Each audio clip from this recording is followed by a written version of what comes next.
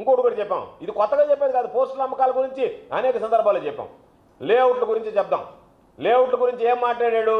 గోవర్ధన్ రెడ్డి బినామీలు లేఅవుట్లు వేసినారు అని అన్నావా లేదా? అన్నమాట వాస్తవమా కాదా?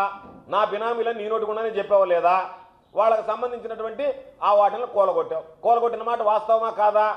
వాళ్ళ మీద పొదలకూరు పోలీస్ స్టేషన్లో కేసులు పెట్టించావు, నాన్ బెయిలబుల్ కేసులు. నా బినామీలు అన్నావు, వాళ్ళ మీద కేసులు పెట్టించావు, వాళ్ళకు ఉన్నటువంటి లేఅవుట్లు కూలగొట్టావు. ఇవన్నీ చేసినటువంటి నువ్వు ఈరోజు ఎందుకు వాళ్ళకి దగ్గరుండి అనుమతులు ఇప్పించావు? నేనేమన్నాను?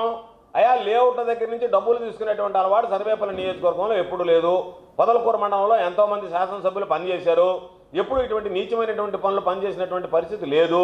ఇంత నీచంగా డబ్బులు వసూలు చేయలేదు అని అంటే గోవినకాయ దొంగల భుజాలు తోడుకున్నట్టుగా ఎవడో ఒకటి ప్రెస్ మీట్ పెట్టాడు, నేను సోమిరెడ్డికి డబ్బులు ఇవ్వలేదు అంటే. దాని అర్థం ఏంటంటే వాడి దగ్గర నువ్వు డబ్బులు కొట్టేసావు అని అర్థం.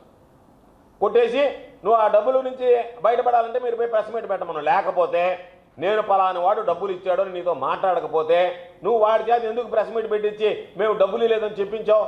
ఎవరినైతే బినామీలు అన్నావో, ఎవరినైతే నువ్వు అన్నావో వాళ్ళు ఏం చెప్పారు? సోమిరెడ్డి ఆధ్వర్యంలో మేము లేఅవుట్లు వేస్తున్నాం అన్నారు. అంటే నీ దగ్గర డబ్బులు ఇచ్చేస్తే 3 కోట్ల రూపాయల డబ్బులు నువ్వు ముట్టలో వేసుకుంటే దానికి సంబంధించి నువ్వు వాళ్ళు చేసినటువంటి పనులన్నీ పవిత్రం అయిపోతాయా, పునీతులు అయిపోతారా? ఈరోజు ఏ వ్యక్తుల మీద అయితే నువ్వు దాడి చేసావో, బ్లాక్మెయిల్ చేసి ఆ లేఅవుట్ల వాళ్ళ దగ్గర డబ్బులు తీసుకున్నటువంటి బ్రతుకు నీదొక బ్రతుక? నువ్వు ఒక మనిషివా? నీదొక మనిషి జన్మ?